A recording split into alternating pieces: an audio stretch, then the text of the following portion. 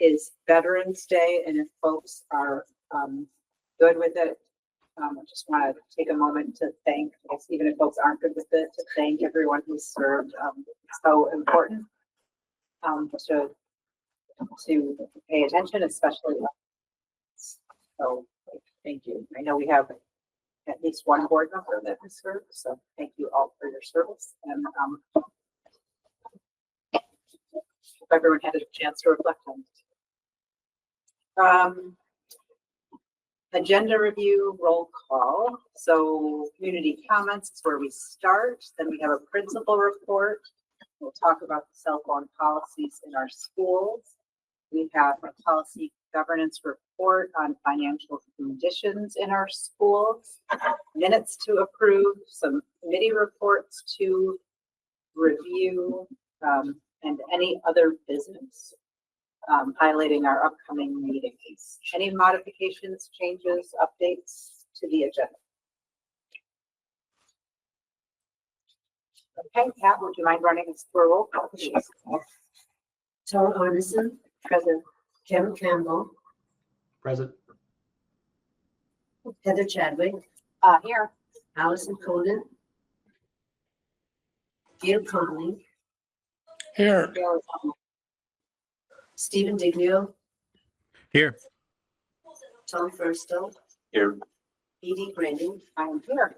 James Renzow, Here. Susan Lillard, Here. Sandra Lamont, Here. Ethan Maurer, Here. Stuart Marjo, He won't be here tonight. Katie Nelson, Here. Lisa Paulette, Present. and Heather O'Malley, Here. and Lou Eli, correct? Eli won't be. Okay, thank you. Great. Thank you, everybody. Community comments. Are there any community comments? Anyone remote? Community comments? Okay. Trying to be really aware that takes some people a minute to put their hand up online. All right, so a few of us had a tour of Richmond School. Community comments? Trish, if you have community comments, we would love to hear them. Just going to read the blurb that we have. Community comments are limited to no more than 5 minutes per person. The board requests that participants clearly state their name, place of residence, and topic of comment. The board will take no action on items raised during community comments, and dialogue exchanges will be for clarification. So Trish, thank you for putting your hand up. We're happy to hear what you have to say. Thank you. So my name is Trish Healy. I am a resident of Richmond. And first, my comment is regarding the Spanish immersion program. So I attended the last board meeting, and my big question is the Spanish immersion program equitable? So, and I know that there are IEP students in that program. And my question is, how do the IEP service plans for the students in the Spanish immersion program compare to the IEP service plans for the students that are not in the Spanish immersion program? And I'm speaking regarding Richmond Elementary specifically. I currently do not have any children at Richmond Elementary. I have a son who's in 7th grade at Camel's Hump. We elected when he was when the Spanish immersion program started, we elected not to put him in the lottery because we wanted him to be at the community school in Richmond, where we live in Richmond, where we live in the village, and he can actually walk home from school. But that is one of the questions I have. The other question about the program is, at the last meeting, there was some discussion about post 5th grade, the students who the Spanish immersion programs who kind of graduated from the program in 5th grade, and the ability to take a VT-VLC class. So I'm wondering that I went on the VT-VLC website, and it looks like public schools in Vermont, if this is accurate information, Every public school in Vermont receives 10 no-cost enrollments for fall and spring semesters. And I actually was not aware that, that our district was allocated 10 free enrollments. And I'm just curious, how is that information shared with community? And how is that, how are those slots allocated? And how many courses do the kind of post fifth grade SI students, how many are they utilizing? Yep, And- so, go ahead.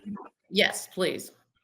Okay, so we don't answer questions during community comments, but we will Okay. have somebody get back with you. I don't want to start a precedent that we can't answer, but we have answers to your question. Okay. If there's thank time at the end of the meeting, we can hit on those. you. But No, I thank you for understand. raising that. Sean Yeah. is taking notes the whole time, so I have. a Okay, feeling he's thank gonna you. No, do it. yeah, I understand you can't answer the questions. Just to clarify, the reason I asked the question about the IEP service plans within the Spanish immersion program and for students that are not in the Spanish immersion program, I'm a special educator myself at not in our district, but at a high school in another high school in Chittenden County. And I know that the kind of individual service plans in IEP, there's a correlation with the amount of resources that the student receives. So I think that would be my question for the board, is to kind of, look into the service plans of those students. I mean, I appreciate the time to be able to speak, and I want to thank all the board members for the position that they're in and volunteering and supporting the students in our community. Great, thank you. You're welcome. Other community comments? Okay. Jeremy from Richmond Elementary, would you introduce yourself to the board, how long you've been with the district? A few of us had a little tour, a very short tour of the school. Yeah, hi, I'm Jeremy Rector. This is my 6th year at Richmond Elementary School. Tricia, it's great to see you. Oh, Peter's doing well. Yeah, so this is my 6th year, and I am grateful that we are not focusing on health and safety. That has not been the primary focus this year. So I attend to it, but we're not working on keeping kids 6 feet apart and silent, which feels good. Do you want me to jump right into the forum? Yeah. So hopefully many of you have had a chance to kind of look through it. Our numbers are pretty flat, right? We have seen a little bit of growth, but in general, we're doing pretty well in terms of enrollment and personnel and support staff. In terms of the program and curricular initiative, I touch on a couple of key pieces in terms of literacy and math, but really I think that the shining light for us this year, and we started the work last year, is our work around the social emotional health and wellness for the kiddos in the building. We really saw, as a result of it, I feel grateful that we have a preschool connected to our building. Right? We get to just walk right down the hall and see our 3 and 4-year-olds from our community right here.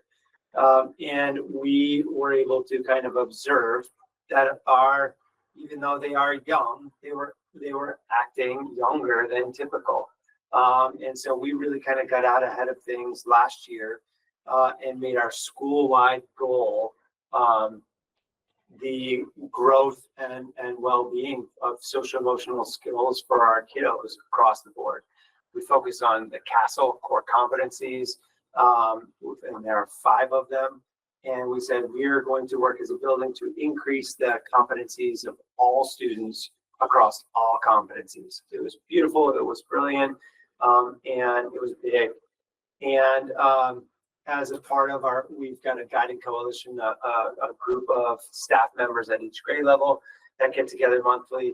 And when we got together this summer, we said that was very, very forward thinking and maybe it was a bit too big. So it was great that we've got these 5 core competencies, but how can we really hone in a little bit?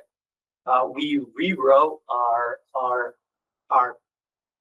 one of our staff handbooks was really our kind of behavior response handbook.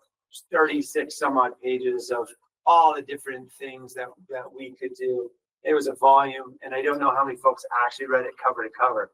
What we did was we revamped it a la Apple. It is now 7 pages. It is bright. It is brilliant. It is everything you need to know. And it really jumps right into here are the core competencies. Here's how we support kiddos, and here's how we work together as a team. Here are the different resources we have. And so with that, our primary focus this year was around 2 core competencies: self-awareness and self-management. Really helping students to name how they're feeling and then what to do with that feeling. Right. And if we provide all the direct instruction typical that we would do around math and ELA, if we can harness that energy into, hey, how are you feeling right now?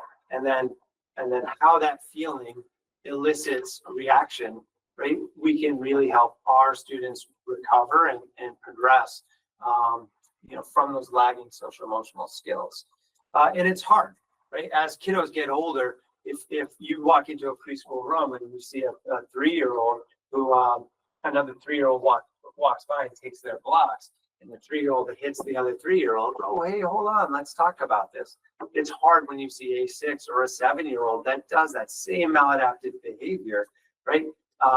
It's not socially acceptable, and it becomes dangerous. And so we really, really put a lot of time and energy as a staff and resources into supporting all kids throughout the building.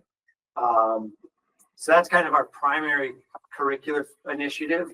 In addition to that, we've continued to work with YouFly, which is our phonics program, which has been really, really supportive for kiddos and really their skills in terms of decoding that English language, which is great, our language in general. And then in our math program, not all of our classrooms, not all of our grades, but many of our grades are working with the new program, Illustrative. It's currently what the middle school is using, or much of the middle school, and it's kind of a slow roll, and we're dabbling with it. It's really a beautiful program. It really encourages collaborative problem solving, and as I wrote in here, you couldn't get farther from kind of stand and deliver. It's much more about exposing students to a problem, getting them in small groups, having them work through the nuances of the problem, and presenting their ideas on how to solve the problem together. It's beautiful to watch, and kids are really engaged and excited with the math program. So that is exciting. In terms of parent community involvement, I started this section off like we're back at the Flynn. It's so great to see all the different classes have signed up. We're really getting out of the building again. And again, I think that's kind of part of this recovery to who we are and how we operate as a building. But getting more field trips, getting more kids on buses, going out and exploring the community has been beautiful. Friday night, we had a circus night, which was really fun and exciting. It's the first time I've ever experienced that. It's all these things that we used to do before we shut everything down are really, really coming back. We've got a STEAM night that we're preparing again. All the things that we started, the music concerts 2 years ago, we started to kind of bring those back. So all those are kind of staying true. It's continually rebuilding. So that's really exciting. And we're getting more parents, more families in and out of the building. So it's just really refreshing. In terms of student voice, really, we've freed up a lot of our school counselors' time. So we've really, for the last 5 years, I would say really my first 2 years, like through the pandemic, our school counselor, Danielle Spalding, and I were the main student support responders. which is great. We're skilled, and it's really hard for me to do my job and for her to do that proactive school counseling job when she is a first responder to student needs. And so we've really been able to shift things around, and she has been offering lunch bunches now. So it's a on rotation through our kindergarten, first and second grade, and then it's by request or by sign up for third and fourth grade. And just having these, and it's play based, and they come and they sit, and it's 3, 4, 5 kiddos. They sit with Miss Spalding, and they play a game, and they chit chat, and that's where kids learn, right? That's where they learn to take turns and to lose and to win and to be gracious and be kind. And so with that adult support, it's just been a really amazing thing to have, and her to not get called away. And so we've really kept that sacred this year, which has been great. In addition to that, in terms of student voice, we've really, last year was the first year we started to bring back our all school morning meetings. This year is the first year we're bringing them back and having students lead them. And so for this month of November, Ms. Gerard's third grade class is going to be leading an all meeting around gratitude. And so the display case is focused on gratitude right now. And it's all of those things that build community and present community, and have student voice that are really, really coming back in a healthy and sustainable way. So that's really exciting. Last piece is around equity and inclusion. And really what I touched on in this one is the district's directive, but really our kind of building's focus on responsive classroom. Responsive classroom is a teaching approach that really brings together community and brings people and provides authentic opportunity for voice. It's the things that classroom elementary teachers do in terms of our morning meetings. But what, my understanding is that the district really focused on it maybe 10 to 15 years ago. And it's a beautiful approach. And you could walk through our building 2-3 years ago and still see parts of it. But I'll tell you, many of the teaching staff didn't know why they were doing that thing or the roots of that thing, because they just knew that they were doing it because it's part of what the grade level did or what the building did. But we had really drifted away from a lot of that deep training. I would say we're not there yet, but we did a great reboot in August, and we've been touching on it as a staff, and all the different parts of it are just about authentically sharing who you are, having a voice, and being a part of a community, and how you work together. So it's really exciting to see that work kind of come back. And I support the PBIS work that we do and the restorative practices work that we do. It's just nice to see a more nuanced, dovetailed classroom support and management system. So those are some of the new things. I was really excited on the tour. For those of you that haven't been to RES in a little while, I'm really excited about the sidewalk projects that we've been doing for the last couple of years. Like, really excited. The back sidewalk we did 2 years ago. This year we've got a front sidewalk that is, when you walk by, you couldn't imagine the building without it. But as a family who's been a part of this community for a long time, as you've had to either trudge your kids through snow to get to the preschool entrance, or the stutter step of trying to get everyone in the front door, just having this sidewalk that goes across the front of the building and helps families to safely and comfortably get into the side. It's so easy, and it's beautiful. And so we've just been doing a lot of campus, like subtle, small campus renovations to just make sure that the building is accessible and fresh and warm and welcoming. So yeah, it's great. I'm excited. This has been a great year so far. Questions? Karen? Yeah, one, I'd love to see that SEL animal. Yeah, I'd love to share. Can I link it in the agenda? Or is there an appropriate way to? Send it to the board. Yeah, And we can link it 2 minutes. It's great. Again, it's really forward facing. The first, like in order to really to keep the size of the document small, the first page is just the logo and our RES mission, right? Like how do you turn the cover into something usable? And each page is the critical components of what we have, and we try to make it really visually stimulating. Another really beautiful component to this is in the core competencies of SEL, self-management, self-awareness, responsible decision-making, relationship skills, and social awareness. What we did was we linked an emoji to each of those concepts. And now what we've been doing is as we're addressing something, we'll put the emoji to it. Like, this is why you're doing this.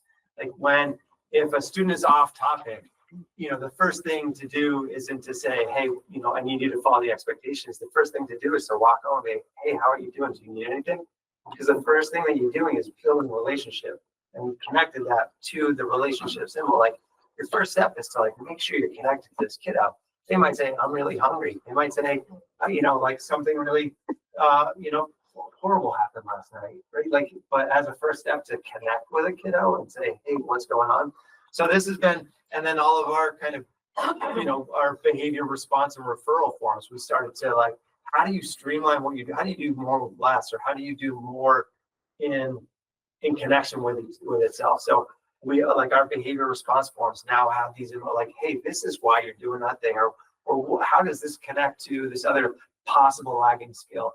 And to really analyze and support kiddos, if here is a big behavior, well, what's the why behind it and what's the lagging skill? Because we're teachers, we can teach that lagging skill, and then it's not just behavior for behavior's sake. It's this kiddo is missing something. So yeah, let me share this with John and he'll share this out. Yeah, thank you for asking. I'm really excited about it. We spent a lot of time trimming and focusing. Sounds like a good parenting guide. I refer to it sometimes with my kids, to be honest. Other questions? I have a question. So Jeremy, last week we had a presentation on the SI program, and I was just wondering if you could speak a little to how you think it's going at RES, how many kids in RES are enrolled in it. Just speak to the SI program. Yeah, because we just had a report last week on it, and I'm just curious to hear from somebody in the school. So the SI program is roughly a third of the building at this point, right? We've had some learning curves and growing pains as the program has kind of grown. But now that we're fully established, it feels much more settled. I would say similar to my conversations with Vicki very early on, I would say our kind of start is very similar to their start, right? In the sense of you've got some big wins, right? Some stutter steps and some mistakes. There's a very simple one that I had learned the other day. One of the things that Vicki and JES had done pretty early on was they coded a lot of their signages, like they transformed a lot of it to bilingual, which is just such a simple, easy, visible affirmation of community and connection. And we haven't done that yet. I think a lot of it is the SI instruction started really the first year of the pandemic. So a lot of the hurt or the disconnect, right? We had every single classroom was separate. And the kiddos, we had at the playground, we had 3 different zones, and each class was zoned off and completely isolated and separated. So I do think that there was and has been a bit of isolation, but I think that we are really, really working beyond that at this point. I see a lot more. What I've done with our master schedule is grade levels have common planning time, which is critical. And so part of my learning curve was I felt I can, you guys tell me what you want and I can create a schedule on it. I am good. Yes, I'm good at making a schedule, complex schedule. And last year I made a mistake. One of the things that I thought was a priority, right, as the SI teachers were coming in and forming this newly kind of structured, component to the building. I had aligned a lot of their professional learning time with each other, right, so that they could build together collectively. And it made sense at the time, and now feels very short-sighted because I inadvertently disconnected them from their grade level colleagues for parts of the day. So we did not do that for this year. This year, each grade level SI teacher has the same common planning time as the grade level English teachers, and they're using it more than ever, right?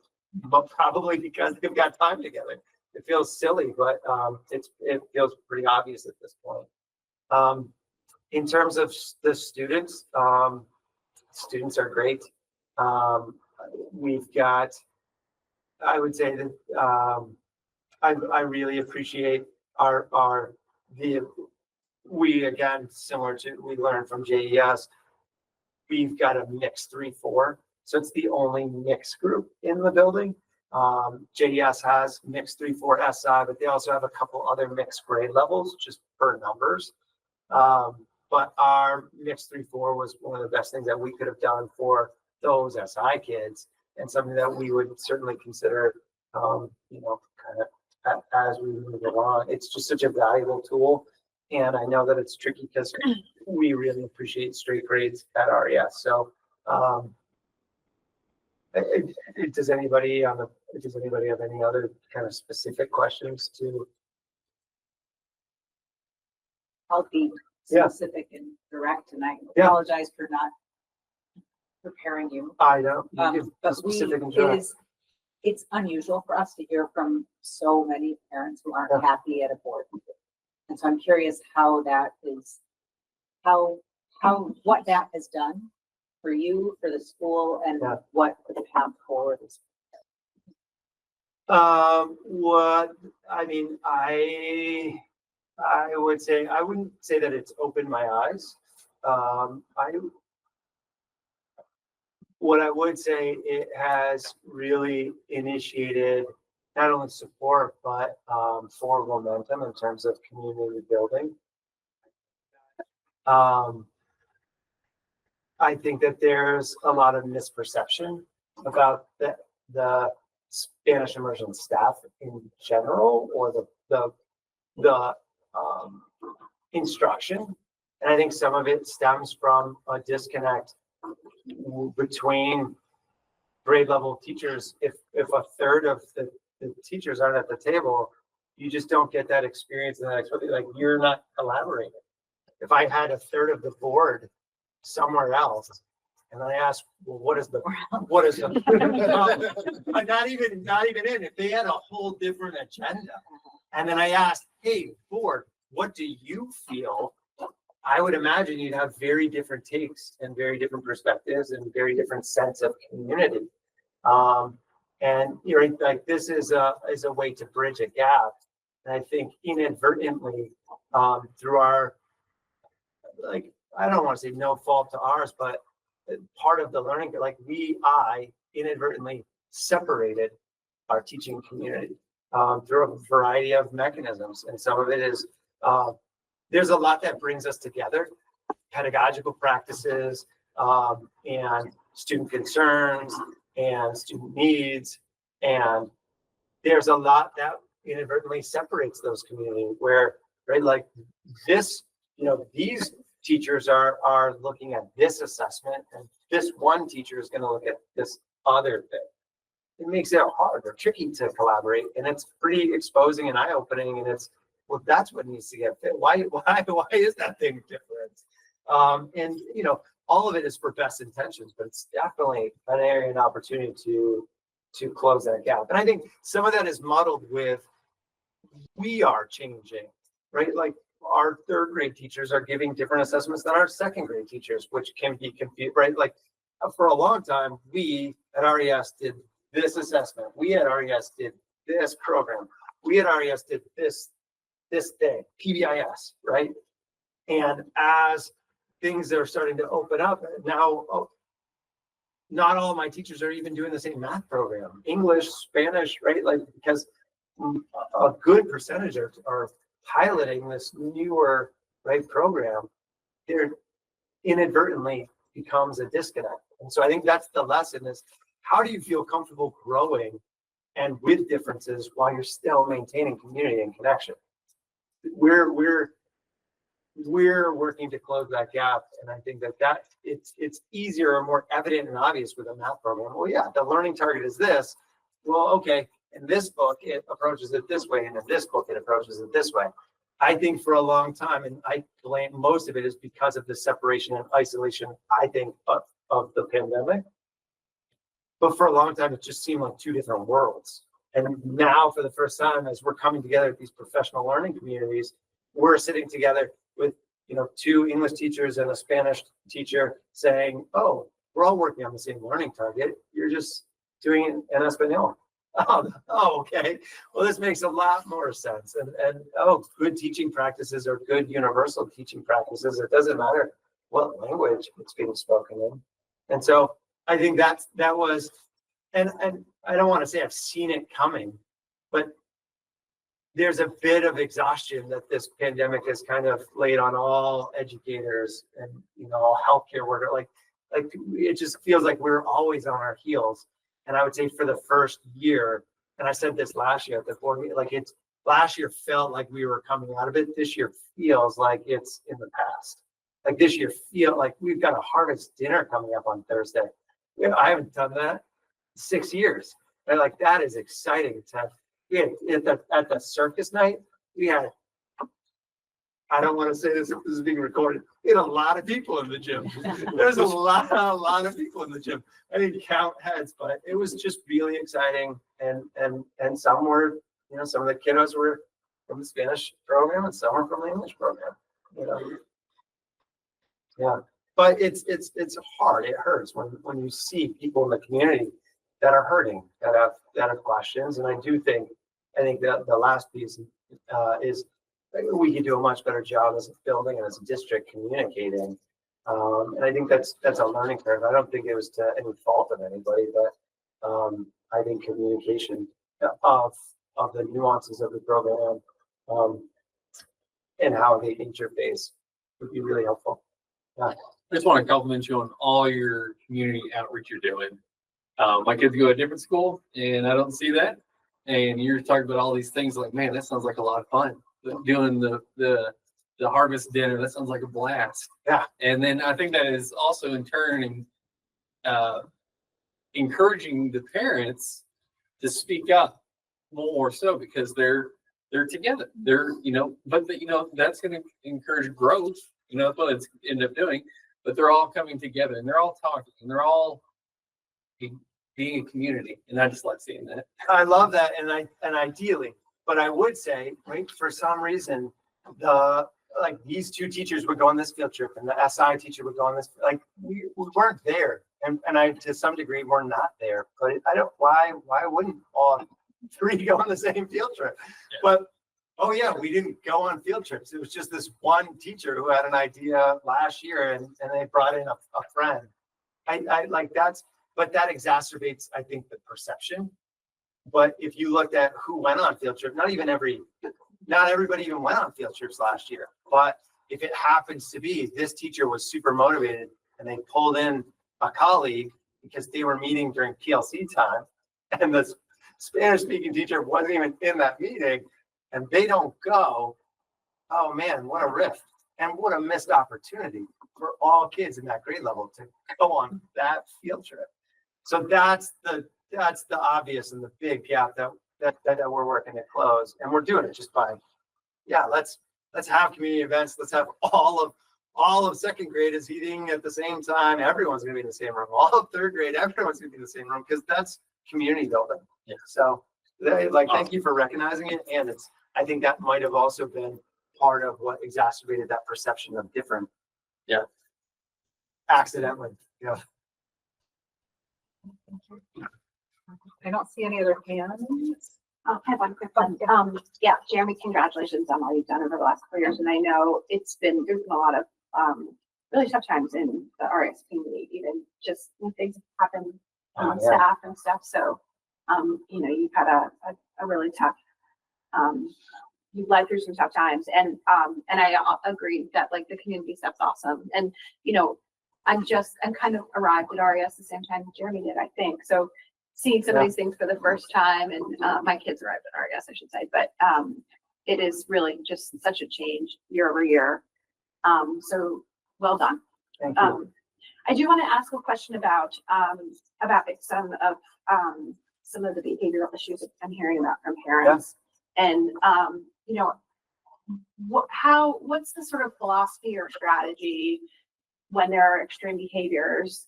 And we know a lot of kids are still struggling coming out of the pandemic. Like, what's the tipping point of how much that impacts the rest of the kids, and like, honoring the inclusiveness of our programming, and how do we make those decisions about extreme behaviors and like as a group, and how we deal with the individuals? I know this is a hard question. I don't know. No, it's a great question.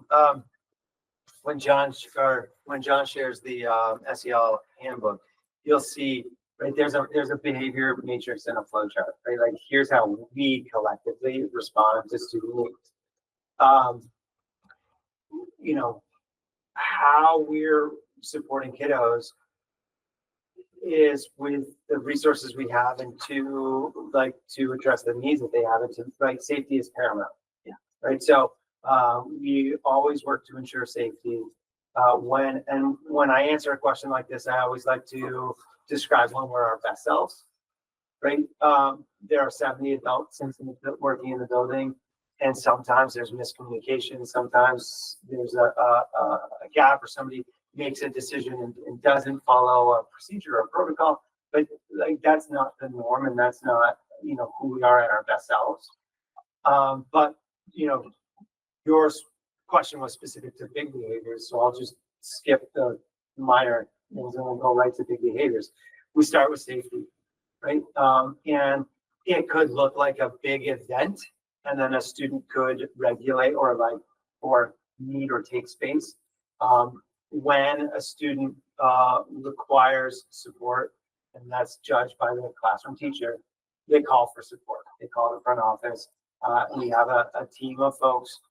Erin Cornell is our student life coordinator, and we've got 2 other support staff, Cassidy Adair and Sue Phelps, highly trained individuals that are there to respond and support classrooms and kiddos.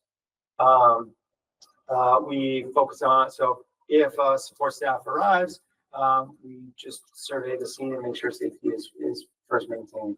If between that call, if the classroom, if the adult in the room's primary job, again, is to make sure that they can keep kids safe. If they don't feel like they can reasonably, our procedure is to ask the students, hey, kiddos, we're gonna go, read in this other classroom.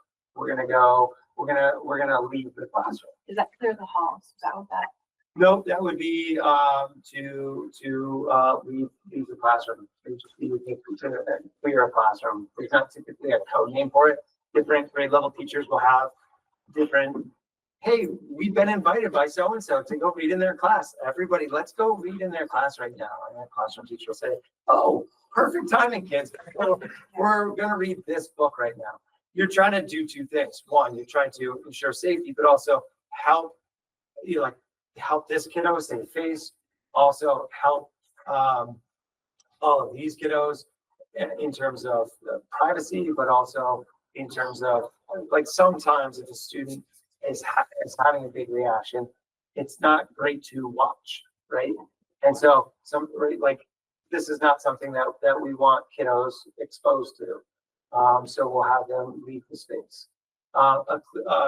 Clear the halls is something that any one of your kiddos might describe. When we do that, sometimes, oftentimes that'll happen if a student is having a big reaction in a hallway. Typically, what we'll try to do is just support them in that space. And I'll sit with a kiddo for hours. I'll really slow. Our approach is typically to just slow things down. In that instance, if we're really pushing demand, sometimes it can escalate a situation. To the best of our ability, if we can slow things down, if it's safe. If it's not safe, we'll ask everybody, right? Like, we're gonna clear the halls and continue teaching is the code. Clear the halls, continue teaching, right? Everything's okay, right? Just stay, everyone needs to stay in their classrooms because there's somebody who needs space at the time. And then what we do is we work with that student to get them to a safe space so that we can, with that calm. Yeah. Um, Did they go back? It really depends. It's a conversation between our support staff and the classroom teacher, right? It really depends on the harm or what it looked like, and the situation and the plan, right? Like some students have plans where they don't, if X, Y, or Z happens, and we consider that a hard reset. That's part of their programming. And some do, but it's when we're our best selves. Yeah. It's right, because as somebody who responds to student support calls, you walk in blind. And so a kiddo could just be sitting there and you have no idea what transpired before.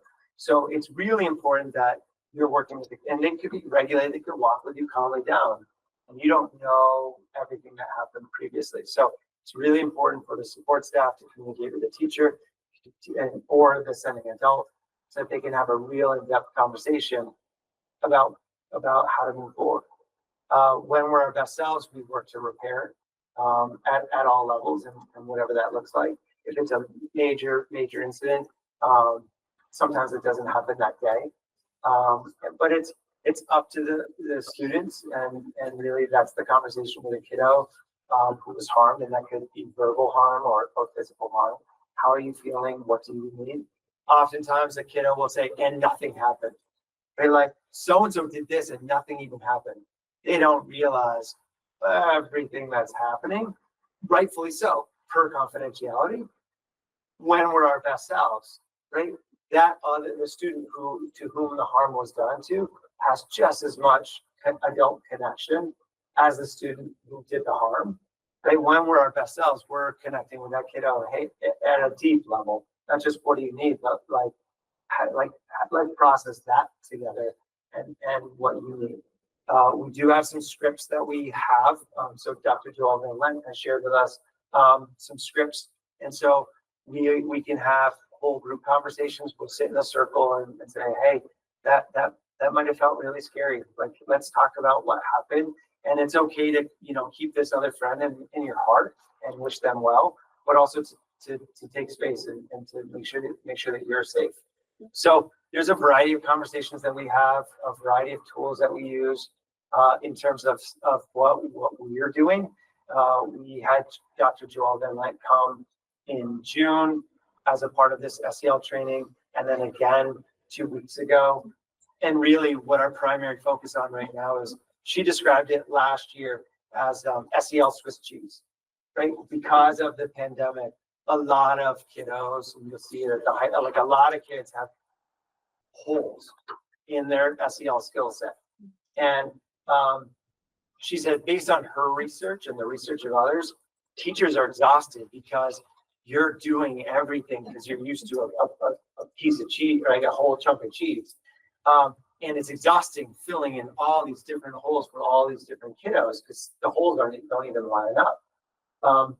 And it's more effective and more efficient to focus on a foundational goal. And the way that she described it for us is, and if we're working on impulse control, right, that's the thing that you're working on.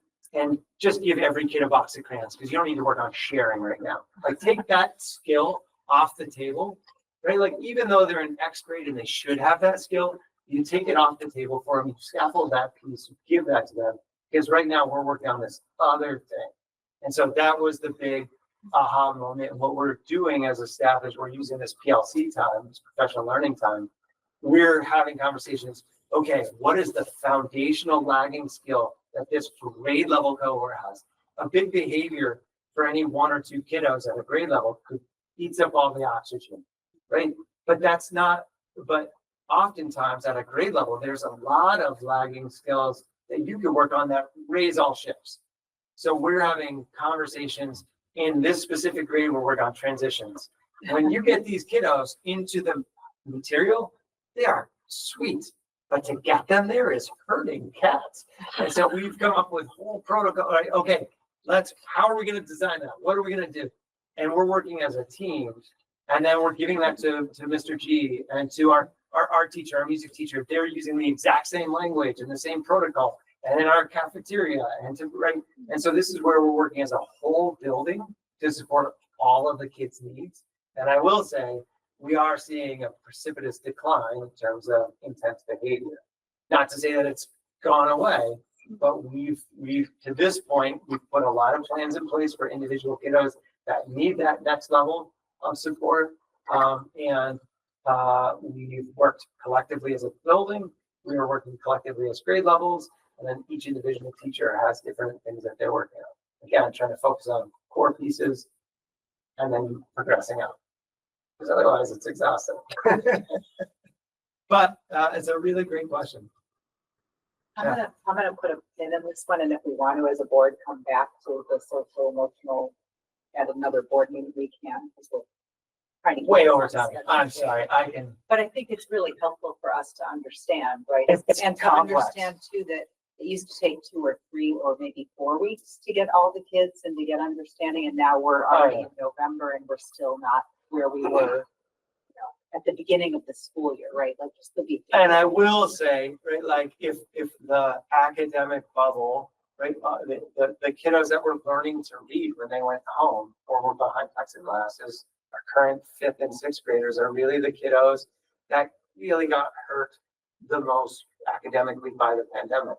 And you see in all of our data across the district, probably across the state and world, you see this big dip at that grade level. I would say you see a big SEL dip around the 1st grade. It's the kindergarten 1st and 2nd grade. These kids were birthed to 2 when they were at home. They were in play centers. They were in, like they were learning foundational skills. Yes. Are you seeing a difference with the kids who went through kindergarten at RES? I mean, went through preschool at RES? Yes, Yeah. and we're seeing a difference across the board. Like all academics have, like I just had a 3rd grade teacher show me like her just last assessment. We haven't seen data like that since pre-pandemic. And then we're seeing like all of our behavior data is improved year on year. So collectively it's getting better, and it's still hard if somebody hurts somebody. It's still really, really hard. Well, thank you so much for being here. Yeah. Yes. Thank you. I do that. We really appreciate it, and, good information. Yeah. Next agenda item is, cell phone guidelines, and Mike is here from the high school. I'm having you introduce yourself too. You haven't presented to the board this year yet, right? No, I haven't. Hi, everybody. Mike Weston, MMU. And how long have you been with the district? This is year 20. Just a couple. Just 7 years as assistant principal, and number 13 as principal. And you're gonna touch on the other schools too? Yeah, well, I'm gonna do my best. John can start. I thought John might. Yeah. I would say the high schools is much more layered than our elementary and middle school. Thank you for your patience. So I don't want to read this to you, but essentially in pre-K to 4, there should be no cell phones used during the school day.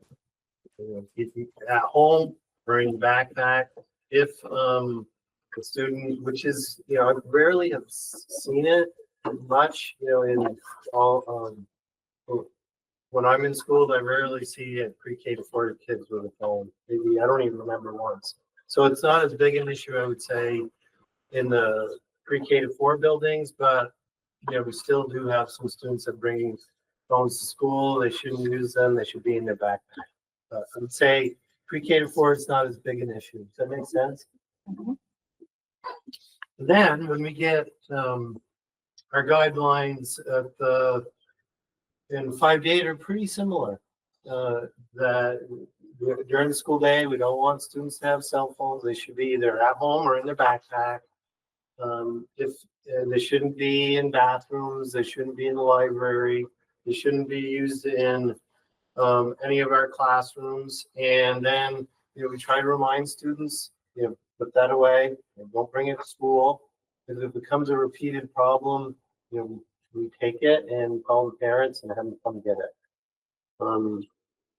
We do have a few cell phones that parents have said they don't want. So they're still in the offices. But so we're trying to support in any way that we can. So this is relatively new. I would say, and I know Mike and I have talked about this a lot. So it's only as good as the consistency from staff. So I would say this year we've gotten a lot better with teachers saying, put it away, shouldn't be out here. And following up with families if it becomes a repeated problem. Can we do better? I'm sure that there's instances where we're not following this to the T. But certainly in my conversations with middle school administration, they're reinforcing it. The feedback has been good from them and from teachers for that matter in this transition. Now it gets more, I would say more nuanced, but not super complicated. Abby, chime in wherever you want, because you're living this with me. So in 9th through 12th grade, we've kind of gone through a couple things over these 20 years, right? When I first got there, cell phones existed, but no one had cell phone coverage at MMU. For the longest time, they thought we had a blocker on the roof. We didn't. We just had mountains. And then as time went and more students had them, we started trying to teach cell phone etiquette. And that was doing pretty well until the pandemic came around. When we returned from the pandemic, we returned with these neat little posters. You probably still see them around schools, cell phone etiquette. Is it the right time? Is it the right place? It just wasn't enough after that first year. This isn't working. So 2 years ago, we developed pretty much these guidelines. The one change since 2 years ago was we added advisory. So basically what's happening in all 9th and 10th grade classes, as well as advisory period, which are just Tuesdays and Fridays, phones are either put in number calculator caddies. You'd hang them on a closet. Usually used to keep calculators on them. You walk into any classroom at MMU, you'll see one of those hanging from a door or a wall or whatever. Some teachers have upgraded and they bought little fancy places for people to put their phones in, like in order. One teacher took a desk and taped it all out and has a place for people to leave them. But in all 9th and 10th grade classrooms and in advisory, phones have to be put away for the duration of the class. And really what we focus on with students, and I've almost gotten no pushback this year, is the phones just get in the way of learning. And they can't argue because they do. In study halls, we give them a little bit of break. In the 30-minute math study halls, we give them a 5-minute break. In the longer 85-minute study halls, we give them a 15-minute break. In 11th and 12th grade, when we started this 2 years ago, and this would have been you were 11th grader, Abby, I would say probably 75% of our teachers, 80% of our teachers did not take phones from 11th and 12th graders. The hope was that they would have a discussion built into the curriculum. How do we manage these things? If you get to the other slide, the effects, that was one of the things that happened. After the first 8 weeks last year, things were going pretty well. And as John said, we took our eyes off the prize and we stopped collecting phones. And it got to be a real issue the second semester of last year. So this past summer, myself, the leadership team, a few teachers, we got together and we said, well, what do we do? We made a decision to not collect them on the way in. We didn't like the way that felt, to be standing at the door, taking someone's cell phone, putting it in a lock bag, storing it somewhere. It just felt like something that was going to lead to us having arguments about what's that in your pocket, But what we did do is we've got our teachers to be more committed. So you see there, every time there's a meeting at MMD, so curriculum group meeting, so Abby's taking senior STEM this year. They meet every 2 weeks, every teacher that teaches that. On that agenda item is cell phones. How is it going? In that class, they actually talk a little bit about cell phones and how to manage it. Because that is something we're trying to do in 11th and 12th grade in some classes and teachers bite it off. Because we know, next year, Miss O'Malley is going to be somewhere else and her phone's going to be out when she's studying or when she's in a class or wherever. And we want her to have some experience managing it. So the basic plan is the same. The phones nowadays, I would say, and Abby, you can correct me, I would say an 11th and 12th grade classroom, there's probably 70%, 75% of teachers are either taking the phones or telling the kids they don't want to see it. In about 25%, the teachers building into the curriculum, okay, if you want to have your phone out, you can. We're going to talk about it. It's going to be something we write about, we think about. And over the past 3-4 weeks, Ms. Conforto, the assistant principal, Christina Conforto, and I have been doing our goal meetings with teachers. And one of the things we've been asking them is, how are cell phones? How's it going? I haven't had one, at the end of last year, we had a lot of teachers complaining about cell phones. Right now, teachers are saying they're not seeing an issue with them. That doesn't mean someone's not being sneaky. One of the things that this taking more away have done is kids aren't grabbing their phones to go to that. So you don't see as many students in the hallways with cell phones. And it's eliminated the let's meet up and take a lap around the 300 wing together. We need to keep the eyes on the prize. We need to keep working on them. But for the most part, focusing on them as being a distraction to learning has led to them being less of a hindrance. I mean, Abby, I'm going to ask you how it's going for you. What are you seeing? I would agree with a lot of what you're saying. I think I've noticed a lot of improvement since we haven't been just like forced to put them in the caddies. And I've noticed a lot of my teachers instead have been saying, if I see your phone out, then the whole class has to put them in the caddy. And it's kind of like a full group kind of like respect for the rest of the class. Like no one wants to be the one that makes everyone put their phone up. Like that would be really embarrassing. So everyone's kind of just like respects their teacher, respects their class. And also it's just like, I mean, all of your friends are in classes with you. So at the end of the day, it's like people are starting to realize, I think, like, who are you going to be texting if none of your friends can have phones? So now that it's in the last 2 years that it's been like the whole school feels more on the same page, I think people have definitely been like morale about it has been better, especially when it's not so much of like take your phone as you walk in. And it's more just like, because I think a lot of my teachers, they don't really mind like if you're checking the time or if your mom texts you. It's more what Mr. Westons was saying, as long as it's not a distraction. And so especially being a senior, I think it's also a lot of the seniors kind of have outgrown that needing to be on their phone all the time, especially when teachers are telling them not to. But yeah, I think it's going really well. And I've noticed a lot less distraction in my classes. So it's great. So I'm here to talk about phones in school. I mean, I know there's issues with social media outside of school. One thing I do want to say, I saw that Gretchen was on, knock on wood, we're having very, very few issues of bad behavior online and through phones. And really, I credit the middle school dealing with this. When it begins, someone's telling us, we're talking, they're knowing right away they shouldn't be doing this. This wasn't the way it was 5-6 years ago. We spent a lot more time dealing with bad behavior on social media sites. So the work that's happening in the middle school has really helped us out at the high school level. That doesn't mean we don't occasionally have something, but not near where it was 5 or 6 years ago, where it was a weekly occurrence. Something was being said to somebody, or there was a page about some insults or something. So, Sorry. 2 parts, maybe.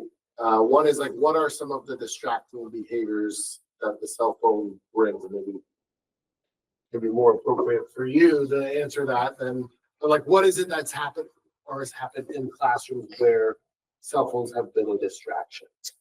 In the past, I've noticed this more my freshman and sophomore year, so 2-3 years ago, is that there's a lot of games that people play on their phones that they play with their friends. So sometimes you would look up and you'd see like a group of 5 kids all like on the same game, and then they're talking about it, and then it's just like a distraction. Or if someone's phone even just like makes a noise in class, that's just a signal to everyone to say like, oh, is that me? And then everyone pulls out their phone, and then all of a sudden like everything's derailed. So it definitely can, you might not think that it would be distracting super fast, but like one little noise and it's like the whole thing. It gets right to the people who design those apps. You know, you pick it, they know what they're doing by having that phone shake or make that little noise. And by having distracting attention, it's not necessarily that they're, when they might be sitting in class. but by having them away, and there's always some, not always, I would say occasionally someone puts it away and they forget to turn off the noise. And that, you know, that leads to a chuckle and someone going and turn off this little doodle noises, you know, are fun and stuff. Yeah, second question. Well, I'm just thinking about like, where's the parent contract here? And I'm just thinking like my own personal experience, like it's made very clear and it's regularly published, like please, if you need to contact your student, call the school. And You have a middle school student. I'm a middle school student, yes. And so I don't know necessarily if like Same thing happens. Like the end of the year at open house and in the 9th grade night, I held my phone up and I said, okay, and I put the bell schedule. You text your child during one of these class times, they're not going to get back to you. So please understand that. So they might be able to get back to you on a passing time. They might be able to get back to you the end of the day. If it's really an emergency, you really need to see them, call us. We have someone that answers the phone person, and we will get a message to them immediately. And I've had no parent really complain about that in a long time, you know. So, you know, Abby mentioned the mom texting. Parents still do.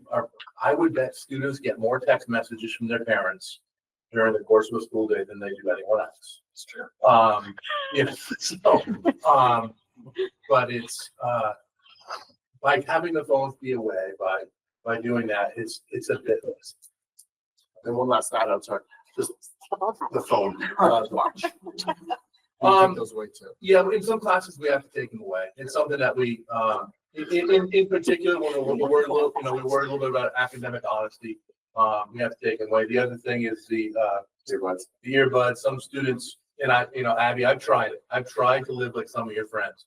You know, I put one earbud in and I tried to concentrate. And there are students who will walk the building all day long with one earbud in playing music. So some teachers are, you know, going up, and it's pretty easy to see. It's the kid who's got his hair over down, you know, half a hood up. You know, you're going to struggle with that, Ethan. I'm sorry. You're going to have to be the hoodie guy to hide your earphone. So. Think about mustache. So my question is, with this whole topic being buzzed right now, and a lot of people are talking about banning phones outright, what was your rationale? Was that even part of the conversation, or are you just more at the approach where we want to learn how to use them Well, appropriately? we talked about it, but what we didn't like, the leadership team and the teachers who were talking about it, is that feeling of taking phones away from a student on the way in and then having them wait to get them on the way out. You know, we talk a lot about culture at RES, and that just peels away from it. You know, it's just today I was in a meeting with the VPA, and they're, you know, and I asked a question about cell phones and AI. What are they hearing in the upcoming legislation? And really what the person on the VPA who's got an ear to the ed committee thought, there might be a law that pushes schools to have a policy that speaks to it, but they didn't necessarily expect it to be prescriptive. That there is some policy. I would expect the VSBA to come out with a model policy that speaks to this once you folks, you know, pass something. So I did say to the students in the you know, beginning of the year class meetings that this doesn't work. The alternative is we take them at the front door. And Or they, put a dome over it so that. we go back to the blocking, but and they all understood that. So I would hope that we can have a community and a culture where we don't need to take something from you as you enter the building. So, Yeah, and it partly too, I think they're gonna have these things because they're, they're part of our existence. So we better learn how to use them appropriately. So, okay, thank you. So thanks for talking about this. I think it's really important for our community, and I'm hoping that I can also hear from Gretchen if she wants to chime in on this. My question is about using cell phones as a classroom tool. So I know that it happens at Camel's Hump, and something that the principal at Browns River had spoke to is that instead of using it as a tool for art or science, they have made sure that students are assigned an iPad to use those apps. And I think that he said that that created more community because there are definitely kids who don't have cell phones, and it does create a different experience for collecting evidence or for documenting experiences. And so I just think that even though we're talking about cell phone usage, there is another level to the phone as a tool. And I'm curious about how, I know that I've heard from Browns River, but how that is used at the high school or at Camel's Hump. I mean, I know we use it, you can, more and more teachers have used, there's a little quiz game called Kahoot, which can use your phone or your computer. But one place I do see the phones used with some regularity might be in some of the science classes where you're filming your experiments. But even there are programs that we download to our computers to, the physics labs to get the initial velocity and whatnot. So I don't know, Abby, I don't know if there's other things that you in class you really use phones that you could have used your computer for. Yeah, I really just think your Chromebooks can basically do everything Yeah. that we need to do. That said, I'm just gonna, and Gretchen, we're gonna come to you. I saw that you put your screen up, but just because a Chromebook can do it, is that the instruction that's given? I think is the question. I would think in the 9th and 10th grade where you don't have your phones, they are. I would bet there are some science classes where they're going out into the river and they're probably not carrying a phone. So someone on the team is probably acting as the product, that little groups. Yeah. And I would say if that's what's happening, then they're not following their own guidelines. Because the guidelines are pretty clear that you don't use them in classrooms. We have other things that we can use besides phones. We don't at every level. Sure. I guess before Gretchen speaks, I do think that sometimes it's, I don't know if it's like a guideline not being followed as much as it definitely is more engaging if you're on a scavenger hunt and you have an app on a phone and or an iPad versus someone having like a list on a piece of paper that they're trying to find things with. I don't know. I think if they're not following the guidelines might have to be more explicit in that direction of how it is seen as a tool and not just a communication device. And that's slippery slope, right? Right. It's hard to manage that. Right. Sure. I can find probably list as long as my arm of little reasons we might use them. In general, like Abby says, they're not used. There's still this long list of reasons they're used. Sure. And I think that's just an important part of the conversation. Yep. That it's not just a black and white effort, and then there are other levels. There's a lot of gray. Mhm. Just not talking just about. Gretchen, did you want to chime in? I mean, I would just offer that pretty much in alignment with what Mike shared. I mean, we have our cell phone guidelines. We really see all students following them, and they know the expectations. And if a phone comes out, it's a quick reminder, and kids really follow that without any issues. Do we have things that pop up? Sure, with AirPods or smartwatches. Our biggest challenge is really what students do with cell phones outside of school and how that can potentially impact how students feel when they come back to school.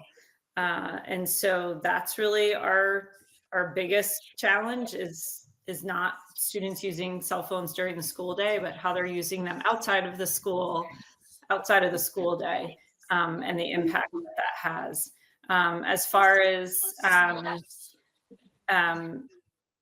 teachers using them in classes, I have not seen that. It could be something that happens on a field trip and kids are in a small group. But as far as I'm aware, that's not happening. And yeah, I feel like we've had really good success with the expectations that we've put in place. One last thing I think would be important for community knowledge is I think there are different cell phone uses on field trips or on the bus. So, and I think that it's different from classroom to classroom or school to school for the expectation of how that happens. So that's also a gray area where they're not in the school building, but in school, within school boundaries for expectations. So that's just one last thing that comes to mind when we're thinking about how to really lay this out for parents to understand what it looks like.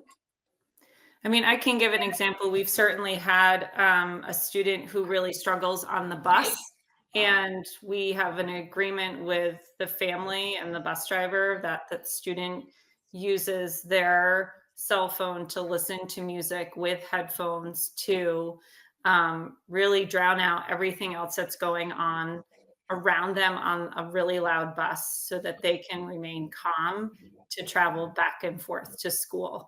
And so sometimes we do have to, have that gray area with these guidelines because that's a way we can support a student being successful riding a bus to and from school. So that would be an example of an exception to these guidelines. Yeah, and just the understanding that there are exceptions. Kevin? Thanks, Edie. Thanks for the update on this topic. Couple of thoughts. One, if there's an equity component to encouraging or using cell phones as part of the curriculum, we have a one-to-one for the devices for that reason, and I think we want to be careful about setting any expectations up that privately owned cell phones will become part of the curriculum. Make sure that everybody has access to it first. I don't think they should, but we just be careful about that. Number two, I think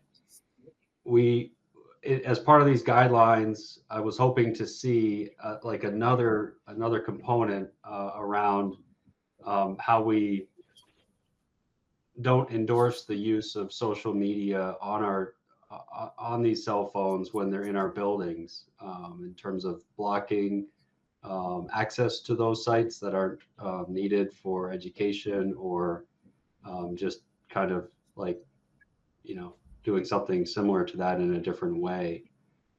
It sounds like our guidelines are just you either have the phone or you don't, but how you use that phone, there aren't any guidelines. And I think that gets to Gretchen's point about how the phone is used outside of the school. If we can have some usage guidelines as well, I think that'll help parents, reinforce the same. And thirdly, I guess I feel like why is, and this is a question, I think for John or Michael around, why doesn't the district turn these guidelines into a policy that, sits in the student policies section, not maybe right next to firearms, but somewhere similar about, how we manage it, so these guidelines can have some teeth and parents can easily access them. Oh, You don't need policies. Go ahead, John. hard for me to get any of your time. You're right. We don't create policy, but we create guidelines and procedures, and honestly, they have the same effect and should have the same authority. And these are in the handbooks for people to view and to access and see. So should have the same response and the same authority and usage. There is a next to an handbook for yourself. Yes. Yeah. We have a whole number of administrative procedures and guidelines that aren't necessarily a policy governance policy, and they're not a required policy, but they're something we need to effectively manage the school. This is one of them. Okay, yeah, that makes sense. I feel though that it is getting enough attention where it might be helpful and eventually maybe even required to have a policy. So we're pretty, these guidelines are pretty much a policy the way I would look at it. You have a certain policy for each school level, right? And then the principals are interpreting those policies as part of these guidelines. So I mean, I would encourage the district to consider a student policy for it, so that we'll have it there and we'll show that we're being responsive and it's readily available. So we have a district policy committee that we'll bring that, both Mike and I sit on it, we'll bring that to the committee. And then that would go to the board.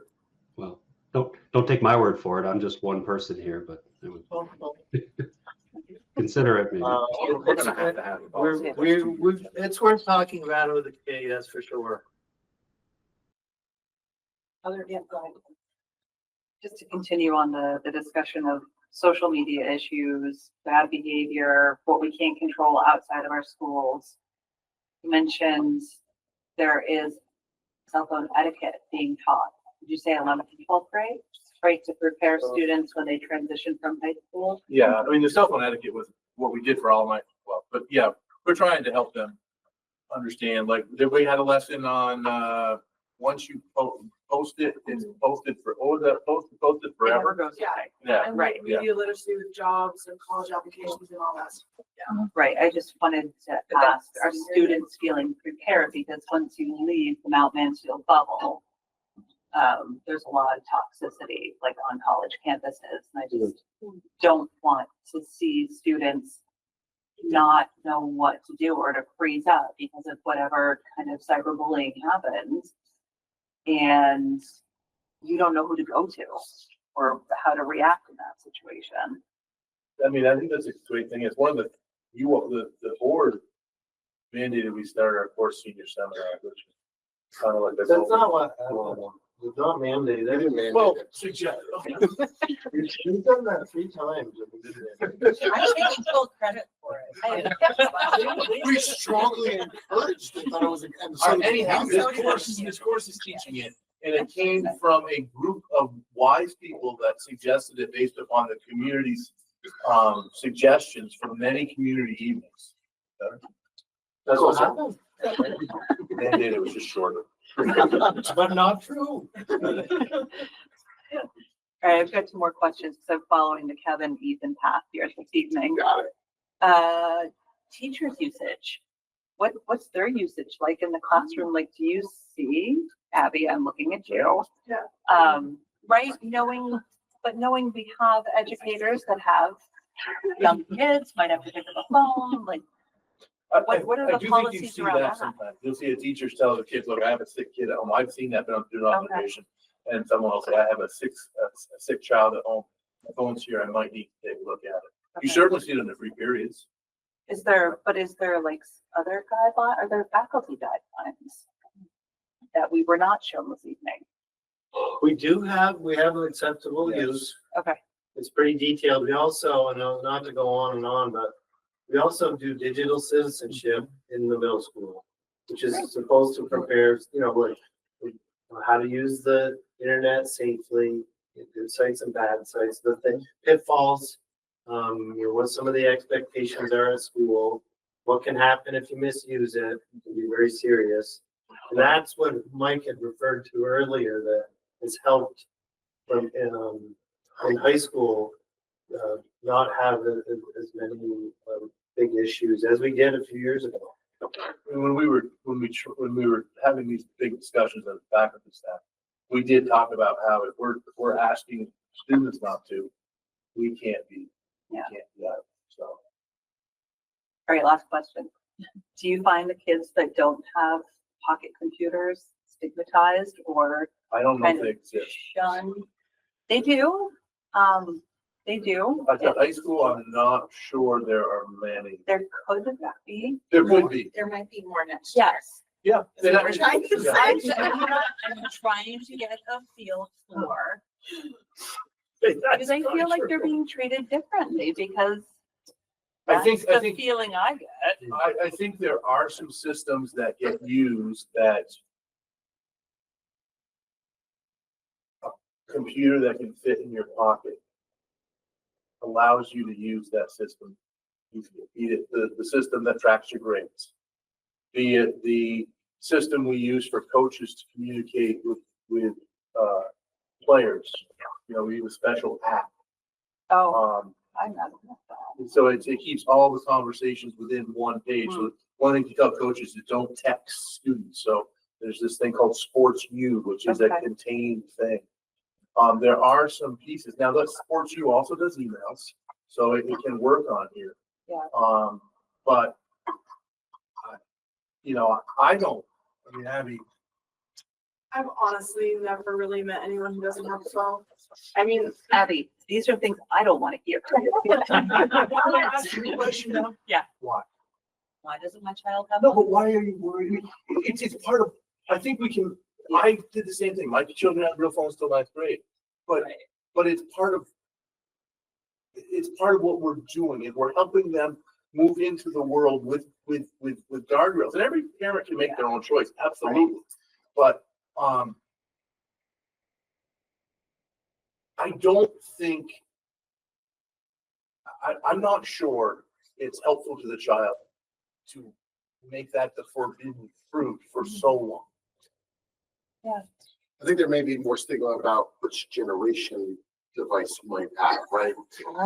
Might have a new one, might have an old one, that might happen. I So, don't know. well, but there is a growing cohort of parents who are, who have less, I don't know, computer-like phones for their kids. Right. And there are kids who are growing up in cohorts. So I think it's a fair point. It's a We great do point, need to be thinking about that from the equity perspective as these cohorts are moving into school. especially if we are providing technology to the students, teaching them how to use a Chromebook, how to answer email, how to be It's a great a point. functioning student in that respect. Why do we then have to say, you have to check the app for your sports schedule? Or, to further the need for them to have like a $2,000 piece of equipment in their pocket. Or, if it's the iPhone 4, maybe. Yeah, I mean, it's only $45. that's one thing I want to find out if Sports But U like- does communicate through the computer. But that's also an equity thing. Why should the expectation be we're equipping all of our kids to have these devices? I'm not sure, but I do know we need a system to maintain it. It's a great question. Something for us to see about Sports U. I guess we could look at this. Mr. Weston, I can speak to Sports U as a parent that Sports U, I get email notifications. You can turn them on or you can turn them off, but every message that my daughter's coaches send, I get an email. And it is attached to an app, but I don't ever have to open the app. It all goes to the email.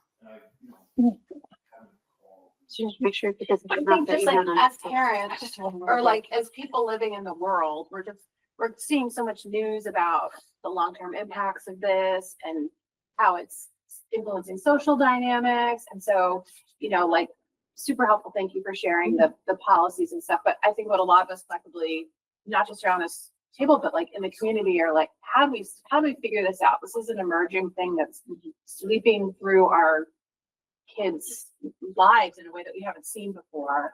And so we're all trying to figure out like, what's the larger solution to this? And some people are saying, I'm going to just draw a hard line and I don't want this in my family. And it makes sense for them. But like, there's so many different scenarios playing out and we're all coming at this from different levels of comfort and different levels of resource. And so like, that's what this conversation was about. So it's really helpful to sort of see like, okay, here's the baseline, what's happening in the school, in the classrooms. And it's like this, but there, I think it's raising for me like these bigger questions. Like, what do we do as a community? Is there anything we do as a community? Do we just sort of let this go by and, you know, 15 years from now, we'll know if it was a good experiment or a bad experiment.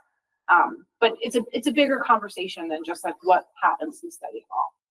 And it's important for me to hear you say that to make sure our systems work on the technology we give. Now, and all that's, you know, I think about a team that goes to run. Okay, so if a student doesn't have a phone, but I put Wi-Fi on the bus, then a student could still communicate with their parents. The bus got held up or we stopped at a McDonald's, you know, or wherever the heck they stopped at. I mean, delayed that held up too. Yeah. Big fix. Just to be clear. Can I add two just That's it. thoughts? And I think one, this is like a conversation that is like bigger than just the school system. I think this is like another challenge that educators are faced with. Like, here's another piece of society that we have to cover. And I think the community conversation is a really poignant one. And it's maybe tied back to my parent, like, we as adults and parents need to come together in our own forum to say, how are we addressing this as a society? And are we going to let it play out as a 15-year experiment and see what happens there? One other piece that's going to pop in my head about this conversation, you brought up the bus, I'm thinking about tech students. How do our policies coordinate with tech policies as we're sending students, and should we be weighing in on? Just a short. Thank you. Where you were going Appreciate with you. that. I think that might be something we should get information on what those policies are. And it certainly is the superintendent coalition talks about. And as our RAB representative can help us to share with those organizations that this is an important issue for our students. I have two questions. Does anybody else have questions? I was hoping they would pick up. So my first question is, have you noticed, because in the last year-ish, not even that long, year or two, the policies have tightened up at the middle and at the high school, right, over the last couple of years. Have you noticed a decrease in bullying-ish behaviors, like those types of behaviors?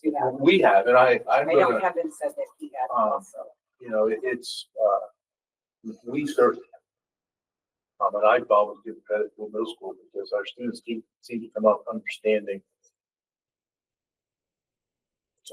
the nuance, you know, the things you can and can't do. You know, last year for a while, there was a page that popped up on something that we had tracked out, but one issue. That's Compared to what we had.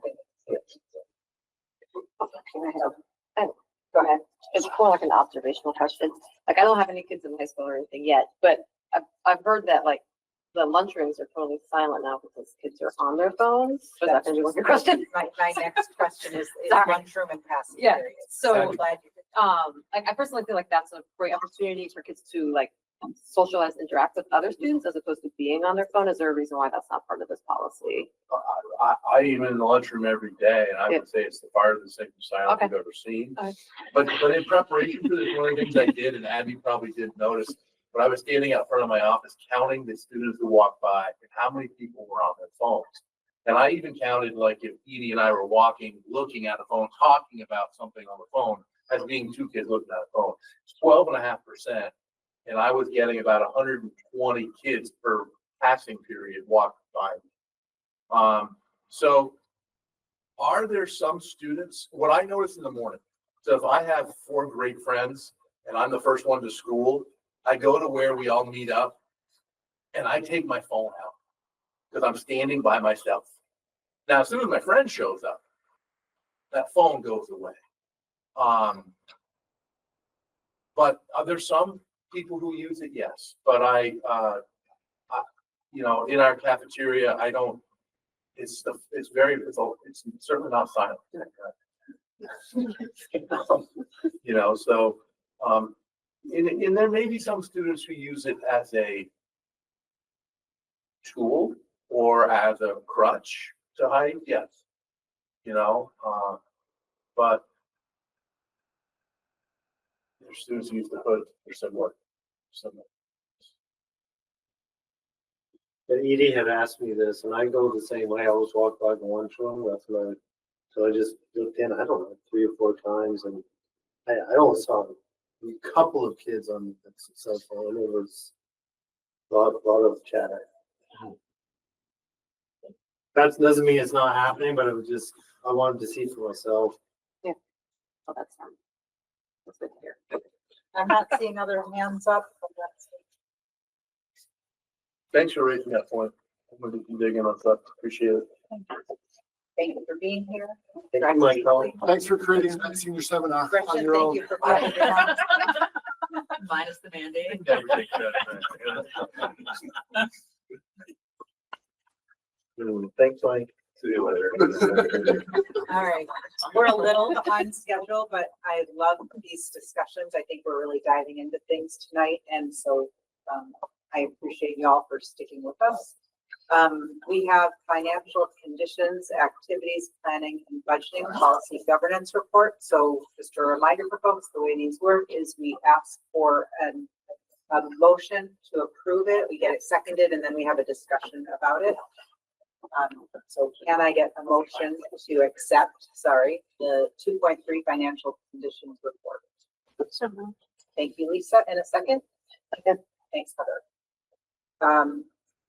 Conversation, discussion. This is the first one that we've done on this new combined policy. Is that accurate? I believe so, since we did the rewrite. revisions. I mean, I won't read it to you but I will tell you like the process that Nicole and I spent quite a bit of time on this. And we take, these are executive limitations. So these are sort of the guardrails for myself to follow. And Nicole and I meet, and Rebecca as well. And we talk about, are we staying within these guidelines? What does it mean? And what's the evidence that we have that we can share with the board to show that we are staying within these executive limitations? So what you see tonight is, the culmination of I would say quite a bit of work, over the last few weeks between Nicole, myself, and Rebecca. And the way we have set it up, and this is work that we did not even that long ago, 2021, 22, where we went through, remember, for new folks, we went through all of our policy governance policies, and we did some revision to make sure it matched what the district wanted and the executive limitations that they wanted to see and the governance structures that they wanted to see. We brought that back to the full board, I think a few times, had some discussion, made some edits, and we approved it. So this is one of those policies that was revised, and what the committee, ad hoc committee at the time asked me to do is, give some really summative information, which is like how I'm interpreting this executive limitation in the policy, and then supporting documentation to show we are doing it. So the good news is our financial ship and situation is in good order. Since we have been modified or unified for 10 years, we've not run a deficit. So that's a pretty good track record for any school district. And I credit it to tight controls, having a very good independent audit that we look at and make changes if we need to. And the work that we've done with our Finance and Facilities Committee over the last decade to get good information in place, to track it, and then to share it with our communities, to the best of our ability. So I won't go through all of these, but we have not run a deficit. That's clear in our audit. That's clear in our estimated summary. We don't have our audited surplus for last year, but we're in the auditing process right now, but we're not going to run a deficit. And then we have some guardrails as far as we're not going to go build a wing on the building or do something big or buy a bunch of things that aren't in the budget. And so that is that's in the Finance Committee charter. And we have some checks and balances that Nicole talks about. And just that one of the things about an audit is they take a look at your policies and procedures that you have, make sure you're doing them, and that you're following acceptable accounting practices for state, federal, and municipalities.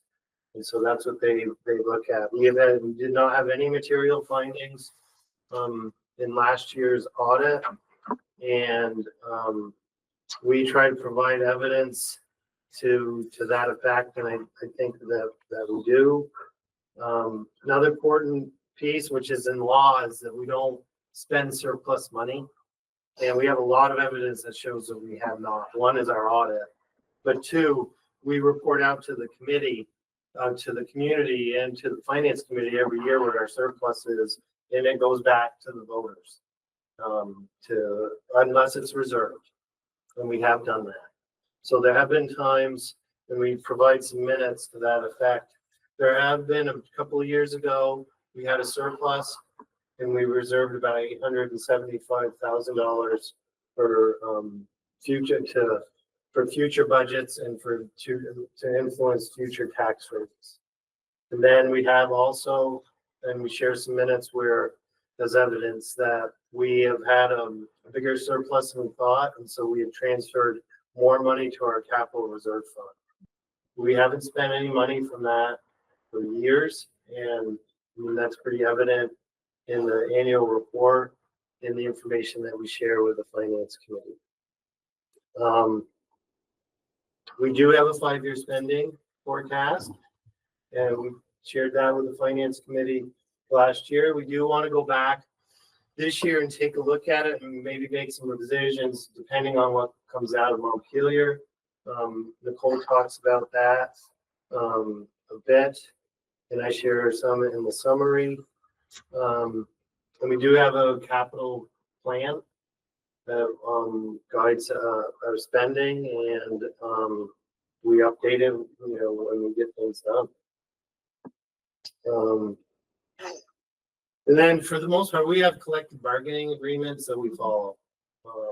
And we use comparative data regionally through a variety of different venues and information to make sure that we're just aligned in positions that are not in the collective bargaining agreement.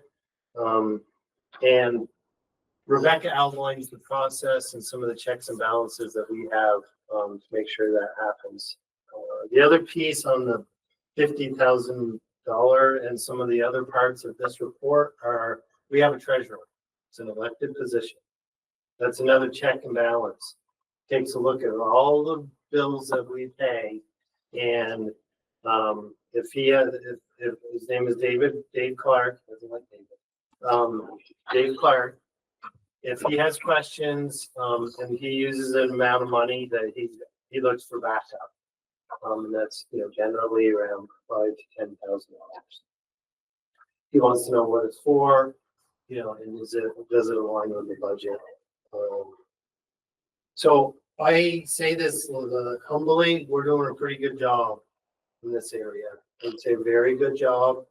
Credit Nicole and Rebecca for a lot of hard work. We have a very strong business office right now, and a lot of checks and balances to make sure that we're doing things the right way. We also, because we get state and federal funds, we have to go through procurement. You don't do that, you get dinged. So you get in trouble and you don't get the aid. That has not happened to us.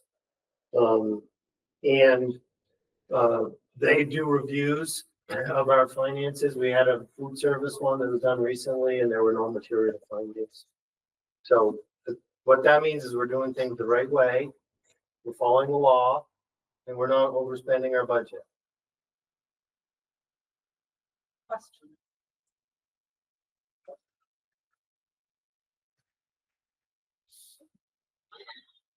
Hopefully this gives you a lot of confidence. That's the purpose of it, and educate you of, of the checks and balances and the systems that we have in place to make sure that we are very intentional and appropriate about how we spend taxpayer money.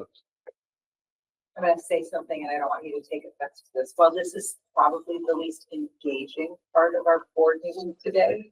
This is policy governance work, right? This is the dig into this policy and make sure that our district is following the rules that we have set for ourselves. So I'm hoping that everyone had a chance to really dig into this and take a look in advance. And when we do our training about policy governance next week, we can talk about why this is where we should be putting the focus of our work in. So I'm a little bit surprised that we have no questions. I have a question, but so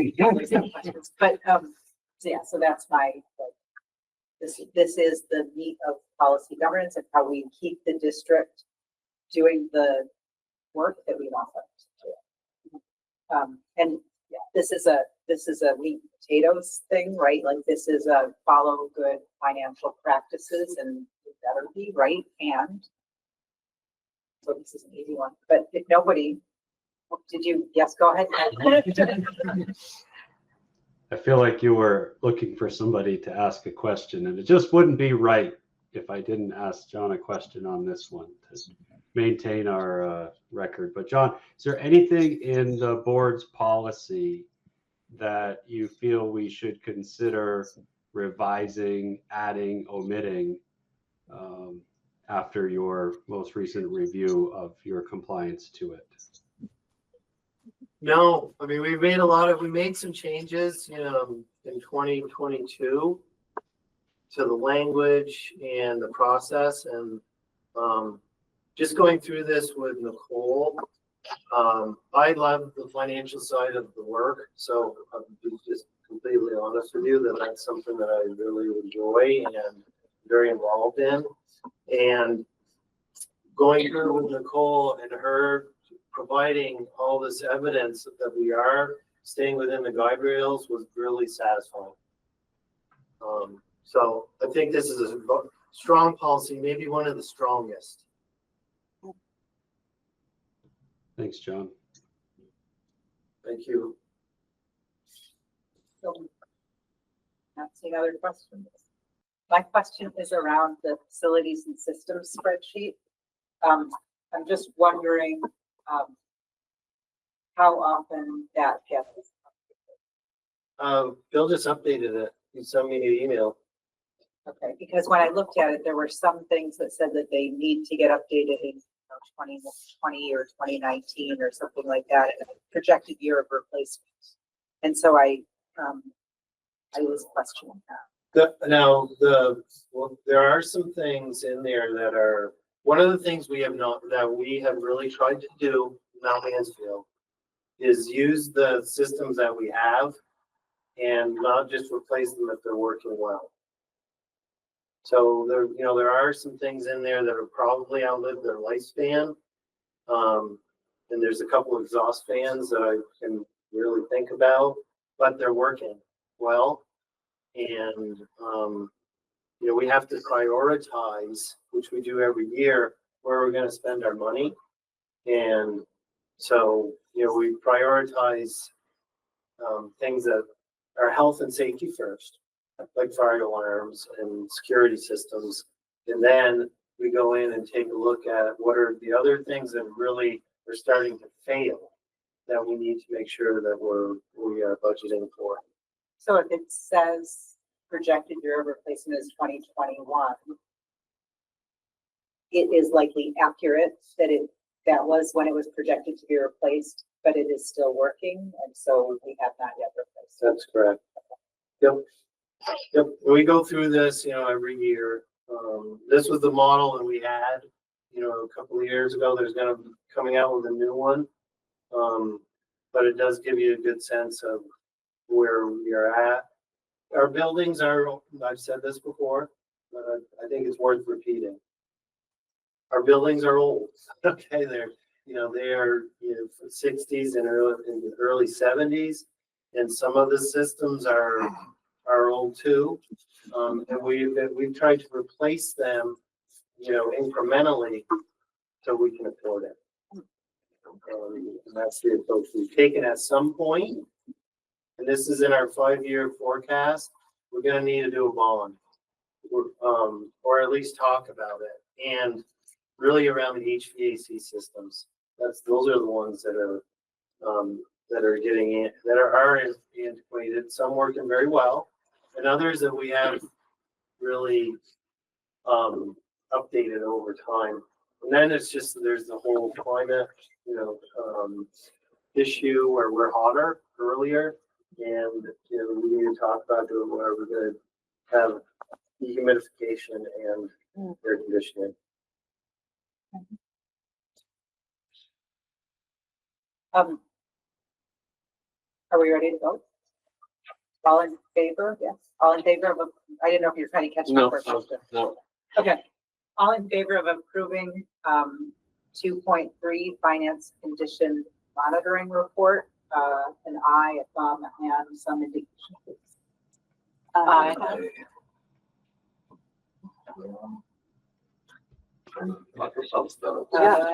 Kevin's very. You got it. I think that was unanimous. No abstention. Yes. Okay. All right. Thank you, everybody. Our next agenda item is to approve the minutes. Can I get a motion to approve the minutes from October 28th, please? Make a motion to approve the minutes. Thanks, Ethan. Thank you, Katie. Any discussion of the minutes? I'd like to just say thank you for such really excellent minutes. It's so well written, so accurate. We're lucky to have that. Yep. You know that. I was second by right on those last ones. Thank you. All in favor of approving the minutes? Aye. Opposed? All right, I urge pass. Not fun. Any? That's everybody. No abstention. I'm a- You're abstaining? Yes. Ethan is abstaining. Great, thank you. Committee reports. The HR committee met again today, this morning. We are finishing up the procedure for the superintendent search. We'll probably have one, maybe two more meetings before the end of the year, but the job description, you can plug your ears, is going, because I don't want us to be jumping for joy yet. The job is going live in a few days.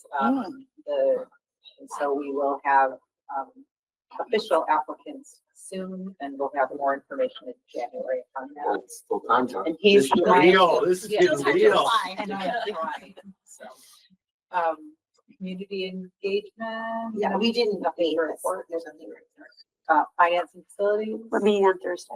Thursday, RAB, no meeting, right? No, but it should be soon, Kevin. I haven't gotten. I haven't seen anything, but I'll ask too. I know, you can. And VSBA, We meet on Wednesday. Wednesday, nothing legislative, so I think that went pretty quickly. Back on top. Other, that's why I wasn't there. Other business, anyone? Yep, that's what we're gonna get. Okay. So we have a training on Monday, 1 week from today. The question is, are folks comfortable having that be fully virtual? Or do people want to have an in-person option for the training? It is a policy governance training. And it will be differentiated because there are some of us who are very highly knowledgeable on policy governance, and some of us who have very little knowledge on that. So there will be, the hope is to get us all close to the same page and help us all figure out what additional trainings we want to do ongoing in the policy governance realm. So Is this a public meeting or is this a training? Virtual. The trainer will be virtual. Right. trainer will be virtual. Yeah. Oh, yeah. Trainer will be That's virtual. very I will good also point. be virtual. I prefer in-person stuff just because I struggle to focus, like, especially for something like, I mean, let's face it, it's dry. And it was a struggle, I Yeah. think, virtually for our little cohort. Yeah.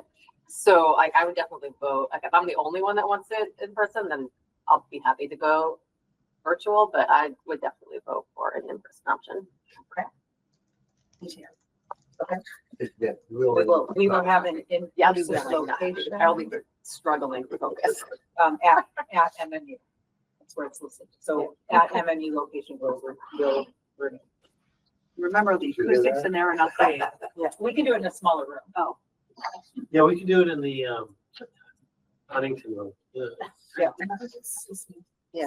6:30. Sure. I was reading the email, I didn't see the time, so I was like, For the training. training, 6:30 till 8, hour and a half. And if we do decide to attend in person, did we get a location MMU. inside MMU or Inside. it's just gonna be, Probably we're gonna walk in in the and see? Huntington room, which is right by the front door. Oh, okay, Right to the right. Or is that the room we have to retreat in? yes. Yep.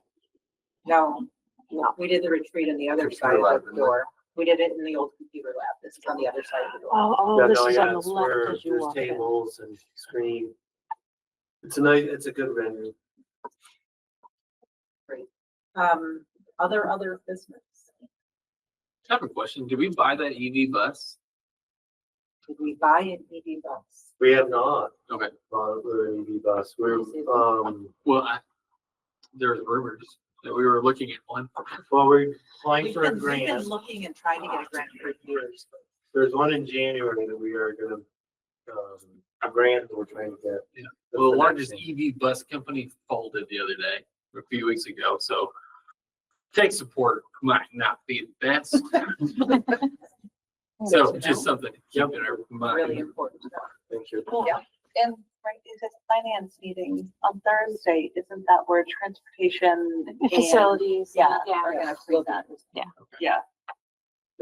And if you can, in the document, it says we are gonna apply for the grant Right.